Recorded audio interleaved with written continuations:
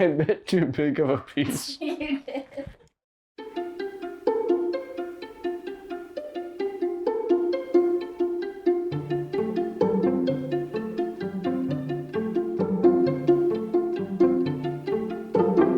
Hello there, dear friends and family. Welcome to Diet Prevents Disease. And can anybody take a wild guess which disease we're going to be talking about today? Yeah, exactly, COVID-19. In case you didn't know, COVID-19 stands for coronavirus disease, which started spreading in 2019. We're going to be discussing quite a few of important concepts out here today. We're going to be talking about what is it? There's so much misinformation, people don't even know what it is. Two reactions to have, and I'm going to show why both reactions are not necessarily the most balanced and correct reactions to have. We're going to be talking about flattening the curve. Why is it so important to stay at home and to actually obey the government when they say, hey, shelter in place? We're going to be talking about statistics as of March 21st, which is today. As you know, statistics are changing on a daily basis. We're going to be talking about the ones that we have as of today. Then we're going to be talking about conspiracies, right? Look, there's a lot of misinformation happening, and we're going to be trying to clear up a little bit of that. And then at the end, we're going to be talking about prevention because diet prevents disease. Because credentials are really important amidst all the confusion and misinformation, I wanted to briefly share mine.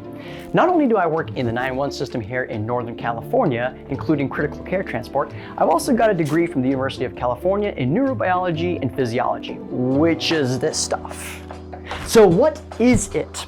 Well, it's an upper respiratory disease that affects the trachea and the lungs. It works just like any virus does. It comes into your body through the trachea in this situation, comes into the cell and attacks and gets in. Once it gets in, it causes the cell to make many copies of this virus, send it out, and then tells the cell to kill itself. And so the cell just explodes. And then you get sick because all the viruses then spread to the next cell over. All those cells make even more copies, and then even more cells die, and then you get really sick. Really, really sick. So what do I mean by sick? Well, the symptoms of getting this virus are fever, cough, and shortness of breath. Now, when you look at the cough, it could be either a dry cough or a wet cough based on pre-existing conditions. Now, there are two big reactions that people are having. On the one hand, people are freaking out and panicking, and they're saying this is the end of the world, we're all gonna die. And on the other hand, we have people who are saying this is nothing. This is just a big sham to sell all the toilet paper from Costco. I want to show why neither of these extreme reactions are legitimate and why having a balanced view is most correct and most important. So taking it seriously, but at the same time not panicking. This is why. Although the symptoms include fever, cough, and shortness of breath, which is not that big of a deal. I mean, we get over it real quick, right? Within 2 weeks.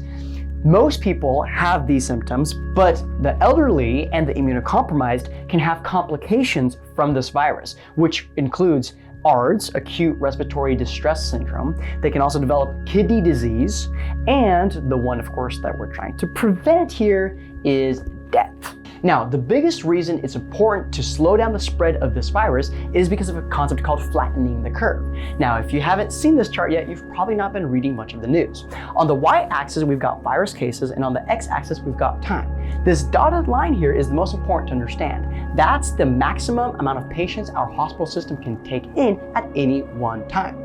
If this virus spreads very quickly, we'll have the red line showing that there's so many patients coming in at one time that our hospital system will literally be overwhelmed, which literally means we can come to the point where the hospitals will have to make decisions who's going to live and who's not going to get the resources and might die. And by resources, I mean more advanced equipment, for example, like a ventilator that actually breathes for a patient automatically.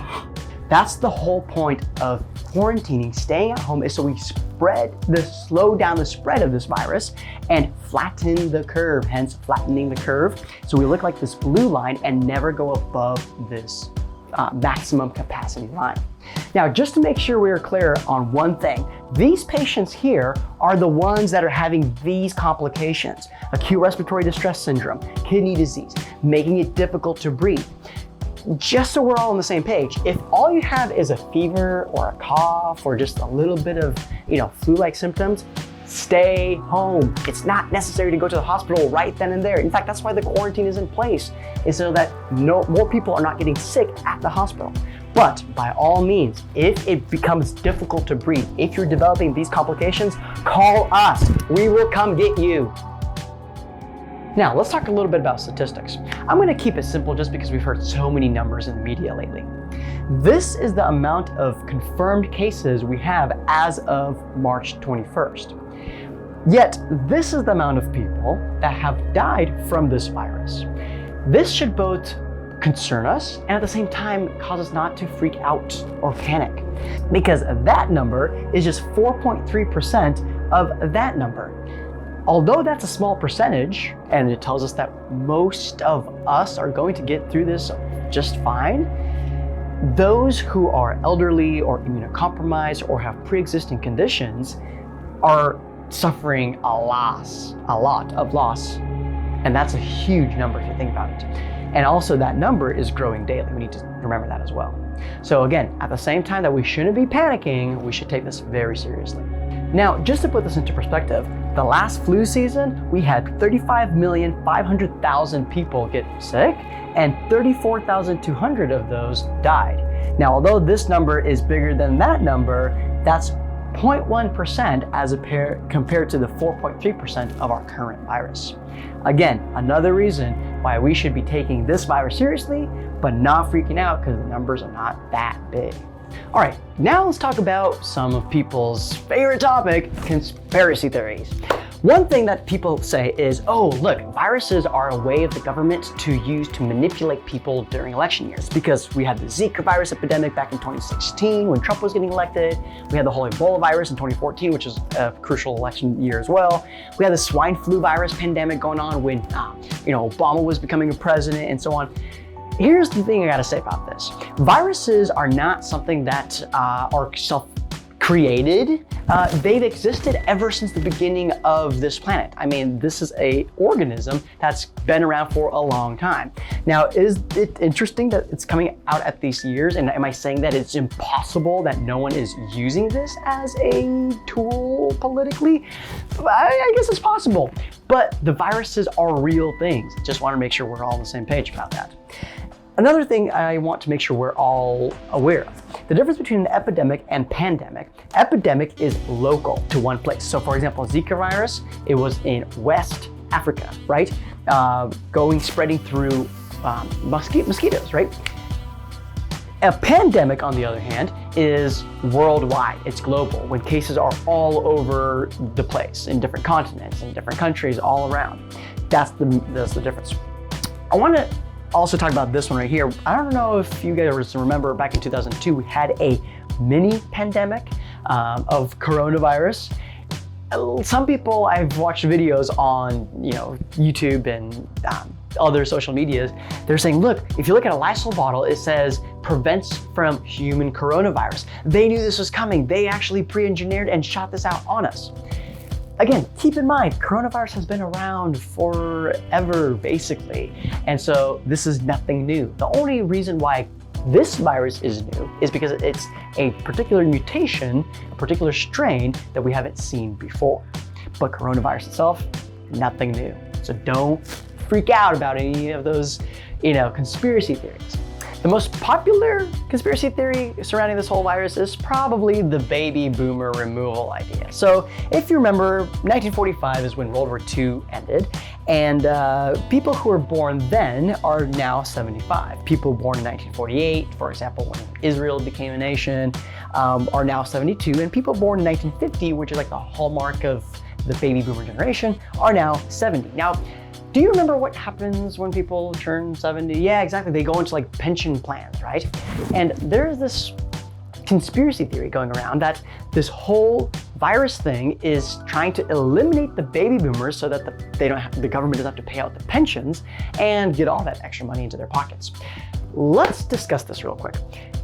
When an elderly folk passes away, right? Their pension doesn't just disappear. Their pension goes to some family members, whoever the elderly folks wrote that money to. So to say that this whole virus is a method of getting rid of them, to just like remove all the baby boomers, I don't know if you could necessarily make a claim for that. Although again, once again, is it possible? I suppose anything's possible. Prevention. The best way to okay, no, we're not gonna do that. The best way to prevent this thing is, of course, by washing your hands and wash very detailedly. For example, on your finger, rather nails, people often don't think of washing there, but the virus can definitely stay there as well. So you gotta make sure you're washing for at least 20 seconds and getting every single little bit in detail.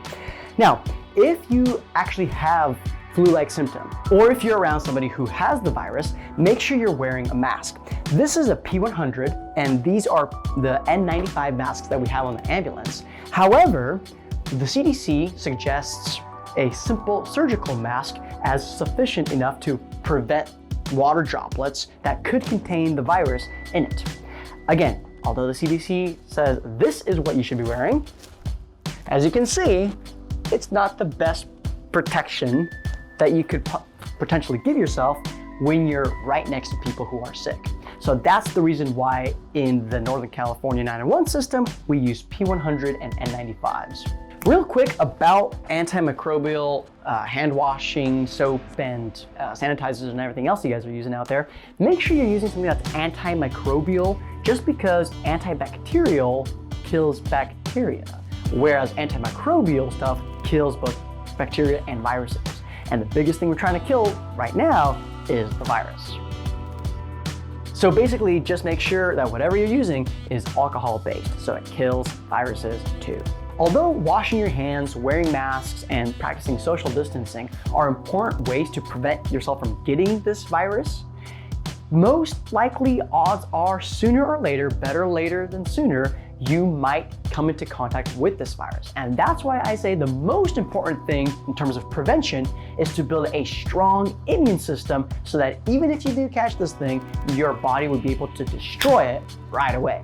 How, you may ask? Well, let's take a look at this board.